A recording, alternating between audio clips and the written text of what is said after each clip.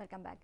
అయితే జలపతిరావు గారు, మరి సేంద్రియ ఎరువుల విషయానికి వస్తే అవి రసాయన ఎరువులకు పూర్తి ప్రత్యామ్నాయం అంటారు. ఎందుకంటే సేంద్రియ ఎరువులకు కొన్ని రకాల పోషకాలు అంటే రసాయన ఎరువులు ఉండే పోషకాలు అన్నీ లభిస్తాయి అంటారు. నిజంగా చెప్పాలంటే సేంద్రియ ఎరువులలోనే పంటకు కావాల్సిన దాదాపుగా అన్ని పోషక పదార్థాలు ఉంటాయి. అదే రసాయనిక ఎరువులలో ఒకటి కానీ రెండు కానీ ఎక్కువ మూడు అంటే కలిపితే తప్ప. కాబట్టి ఏ రసాయన ఎరువైనా ఏదో ఒకటి రెండో మూడు వరకే ఇస్తుంది. కాబట్టి మొక్కకు కావాల్సిన 13 ఇవ్వాలనుకున్నట్టయితే కొన్ని రోజులకు వస్తుందేమో 13 రకాల ఎరువులు వేయాల్సి వస్తుంది. కానీ అదే రసాయన సేంద్రియం అనుకోండి, సేంద్రియంలో దాదాపుగా అన్నీ ఉంటాయి. ఇట్లా సేంద్రియ అన్ని రకరకాల పద్ధతులు, ఒకసారి పచ్చిరొట్ట, కొంచెం పశువుల పేడ, ఇంకొంచెం జీవన ఎరువులు, ఇవి అన్ని కలిపి వాడినట్టయితే మొక్కకు 16 రకాల అంటే 13 ముఖ్యంగా కావాలి, ఆ 13 అందుతాయి. కాబట్టి రసాయనం కంటే సేంద్రియం చాలా గొప్పది. కానీ దురదృష్టం ఏంటంటే అందుబాటులో లేకపోవడం, మనం వాడుకోలేకపోవడం. ఇక్కడ ఈ నత్రజని, భాస్వరం, పొటాషు పంటలకు ఎక్కువ మోతాదులో కావాలి. ఈ ఎక్కువ మోతాదులో కావాలంటే సేంద్రియ పదార్థాల్లో అంత ఎక్కువ మోతాదులో లభ్యం అవ్వదు. కాబట్టి రైతు సోదరులు గమనించాల్సింది ఏంటంటే, మనం పంటలు అధిక దిగుబడులు చేయాలంటే రసాయనిక ఎరువులతో పాటు సేంద్రియ ఎరువులను కూడా వాడుకోవాలి. సేంద్రియ ఎరువుల్లో పంటకు కావాల్సినటువంటి 13 పోషకాలు ఉంటాయి. కానీ నత్రజని, భాస్వరం, పొటాషు పంటకు కావాల్సినటువంటి మోతాదులో అందాలి అంటే రసాయనిక ఎరువులను కూడా వాడుకోవాలి. మీరు ఎంత రసాయన ఎరువులు ఉపయోగించినా కూడా సేంద్రియ ఎరువులు వాడకపోతే రసాయన ఎరువుల యొక్క నత్రజని, ఫాస్ఫరస్, పొటాష్ని కన్వర్షన్ చేసి మొక్కకు అందించే స్థితిని ఒక్క సేంద్రియ ఎరువుల్లో ఉన్న సూక్ష్మజీవులే చేయగలుగుతాయి. ఎప్పుడైతే సూక్ష్మజీవుల యొక్క సంఖ్య తగ్గిపోతుందో, ఆర్గానిక్ కార్బన్ అనేది తగ్గిపోతుందో మన పొలాల్లో, మీరు 1 బస్తా కాదు, 2 బస్తాలు కాదు, 4 బస్తాలు వేసినా కూడా అందులో 30% వినియోగం అవుతుంది.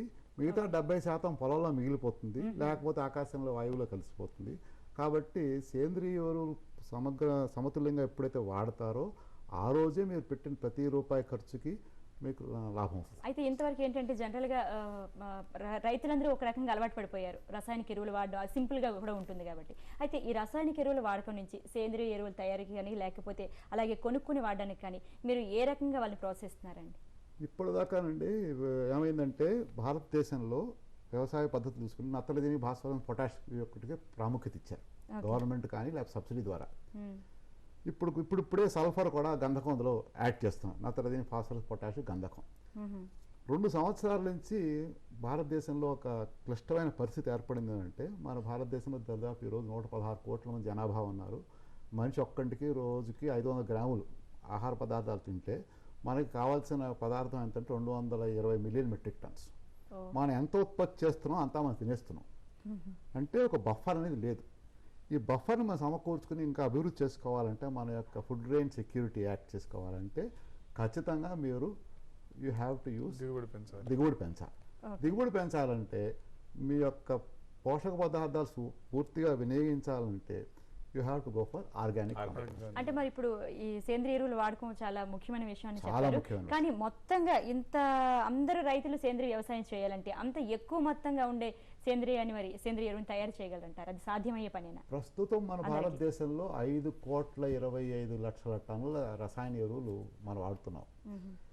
ప్రతిరోజు ప్రతి మనిషి 1/2 కేజీ అంటే వేస్ట్ తయారు చేస్తారు. అంటే ఉల్లిపాయల తొక్కలు కానీ, లేకపోతే అరటిపండు తొక్కలు కానీ, లేకపోతే విసర్జించిన భోజనం కానీ తీసుకుంటే 1/2 కిలో పర్ డే.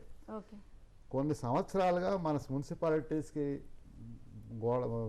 అవుట్స్కర్ట్స్లో కొన్ని 40 అడుగులు 30 అడుగుల దాకా ఈ యొక్క పెంట తర్వాత గార్బేజ్ పెరిగిపోయి, ఈ యొక్క గార్బేజ్ నుంచి తయారు చేసేదే మున్సిపల్ సాలిడ్ వేస్ట్ ప్రాసెస్ నుంచి వచ్చేది కంపోస్ట్. అదే గోదావరి గోల్డ్ కానీ లేకపోతే సేంద్రియ ఎరువులు. ప్రస్తుతం మన భారతదేశంలో 5 కోట్ల టన్నులు ప్రతి సంవత్సరం సేంద్రియ ఎరువులు తయారు చేసి లభ్యం చేయడానికి సానుకూలమైన పరిస్థితి ఉంది. అయితే సుబ్బారెడ్డి గారు, సేంద్రియ ఎరువుల ధరలు ఎలా ఉన్నాయి? అయితే మరి అంటే సేంద్రియ ఎరువులు రసాయనిక ఎరువులు వాడిన దానికి లేదా సేంద్రియ ఎరువులు ప్లస్ మీరు అన్నట్టుగా రసాయనిక ఎరువులు 2 కలిపి వాడిన దానికి పంటలో ధరకి ఎంతవరకు తేడా వస్తుందండి? ఇది సేంద్రియ ధరలు ప్రస్తుతం ఒక 50 కిలోల గోదావరి గోల్డ్ వచ్చేసి రైతుకు 225 రూపాయలు లభ్యమవుతుంది. అదే మీకు తెలుసు డిఏపి ఎరువు అయితే 516 రూపాయలు. కానీ ఇక్కడ మనం గమనించాల్సినటువంటి విషయం ఏంటంటే 1950 అంటే 40-50 సంవత్సరాల క్రితం రైతు 1 రూపాయికైనా ఎరువుల మీద ఖర్చు పెడితే 16 కిలోల దిగుబడి వచ్చేది. ఆ 16 కిలోల దిగుబడి ఈరోజు ₹1 ఖర్చు పెడితే రైతుకు 6 కిలోలకు పడిపోయింది.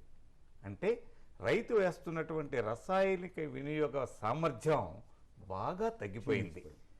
రైతు వాడుతున్నటువంటి ఖర్చు పెడుతున్న ప్రతి రూపాయికి ఫలితం పొందాలి అంటే రసాయనిక ఎరువులతో పాటు సేంద్రియ ఎరువులను తప్పకుండా వాడాలి. ఈ విధంగా వాడినప్పుడు రైతు మరలా పూర్వం ఏ విధంగా అయితే ₹1 ఖర్చుకు ₹16 లాభం పొందుతున్నాడో ఆ విధమైనటువంటి లాభం పొందేటువంటి అవకాశం రైతు సేంద్రియ రసాయనిక ఎరువులతో పాటు సేంద్రియ ఎరువులు వాడినప్పుడే ఆ అవకాశం ఉన్నది. అయితే ఇప్పుడు చూసుకుంటే రసాయనిక ఎరువులతో తయారైన పంట అది తింటే కొన్ని రకాల అనారోగ్యాలకు గురవుతాము అవి చెప్తుంటారు. అయితే రసాయన ఎరువులతో తయారైన పంటకి అలాగే సేంద్రియ ఎరువులతో తయారైన పంటకి తేడా ఏంటంటే నిజంగా రసాయనిక ఎరువులతో తయారైన పంటను తింటే కొన్ని రకాల జబ్బులకు గురయ్యే అవకాశం ఉందంట. ఇక్కడ మనం గమనించుకోవాల్సింది ఏంటంటే రసాయనిక ఎరువులతో తయారు చేసినటువంటి ఆహారాన్ని తిన్నంత మాత్రాన జబ్బులు రావు. కానీ ఇంతకుముందు శాస్త్రవేత్తగా చెప్పినప్పుడు రసాయనిక ఎరువుల్లో నత్రజని, భాస్వరం, పొటాషియం మాత్రమే ఉన్నాయి.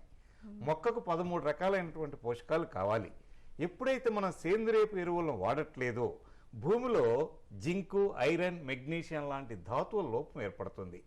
ఆ ధాతు లోపంలో ఉన్నటువంటి భూమిలో పండిన పంటని మనం తిన్నప్పుడు మనకు జింకు లోపం, ఐరన్ లోపం, మెగ్నీషియం లోపం రావడం జరుగుతుంది. కాబట్టి ఇక్కడ గమనించాల్సింది ఏంటంటే రసాయనిక ఎరువులు వాడిన దాని వలన దుష్ఫలితాల కన్నా సేంద్రియ ఎరువులు వాడిన దాని వలన మనలో జింకు లోపం, ఐరన్ లోపం, మెగ్నీషియం లోపం వచ్చేది ఉంది. కాబట్టి మనందరం గమనించి సేంద్రియ ఎరువుల వాడకాన్ని ప్రోత్సహించాల్సినటువంటి అవసరం ఎంతైనా ఉన్నది.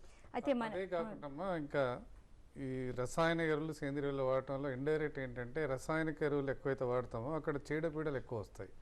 ఎందుకంటే ఎరువు వాడుతున్నప్పుడు మోతాదు కొంచెం ఎక్కువైంది అనుకోండి, మొక్కలో ఆ న్యూట్రియంట్స్ ఎక్కువ అయిపోయి చీడలు పీడలు ఆశిస్తాయి.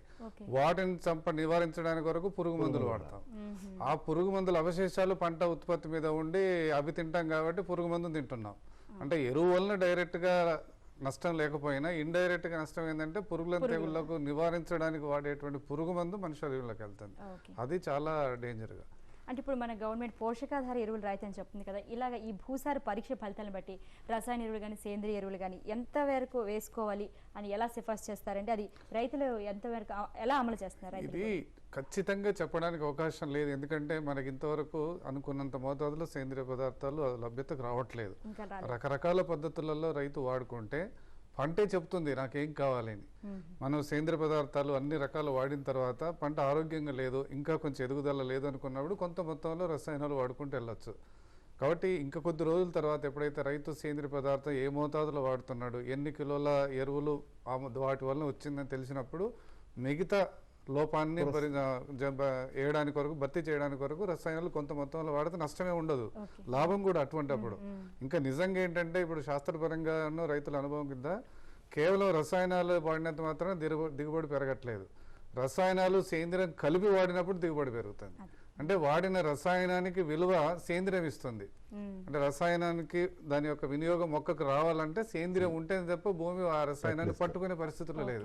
లేకుంటే భూమి పూర్తిగా నిర్వీర్యం అయిపోయింది. వేసిన ఎరువు మొక్క వాడుకో లేకుంటే భూమిలోంచి వెళ్ళిపోతుంది. కాబట్టి ఎరువు యొక్క వినియోగత వ్యర్థాలంటే భూమిలో సేంద్రియం కావాలి. కాబట్టి రైతు ఎకరానికి 4 బస్తాలు వరికి, కాటన్ అంటే ప్రతికి ఒక 4 బస్తాలు, ఫలసార పంటలు అంటే మామిడి అయితే 4 కేజీలు ప్రతి మొక్కకి, 4 నుంచి 5 కేజీలు బత్తాయికి. దాదాపు మనం సూచిస్తున్నామండి. రైతులు కూడా వాడుతున్నారు. వాడిన ప్రదేశాల్లో మాత్రం మంచి మాకు కాస్ట్ బెనిఫిట్ రిలేషన్షిప్ చూసుకుంటే ఇందాక సుబ్బారెడ్డి గారు చెప్పినట్టు ఒక ప్రతి రూపాయి పెట్టుబడికి 16-17 రూపాయలు రాబడి చూస్తుంది. ఓకే అండి. అయితే డెఫినెట్గా సేంద్రియ ఎరువులతో పాటు రసాయన ఎరువులు కూడా కొంచెం వాడాల్సిన అవసరం ఉంది. అది దీని గురించి మరింతగా మాట్లాడుకునే ముందు షార్ట్ బ్రేక్ తీసుకుందాం. ఇప్పుడు షార్ట్ బ్రేక్.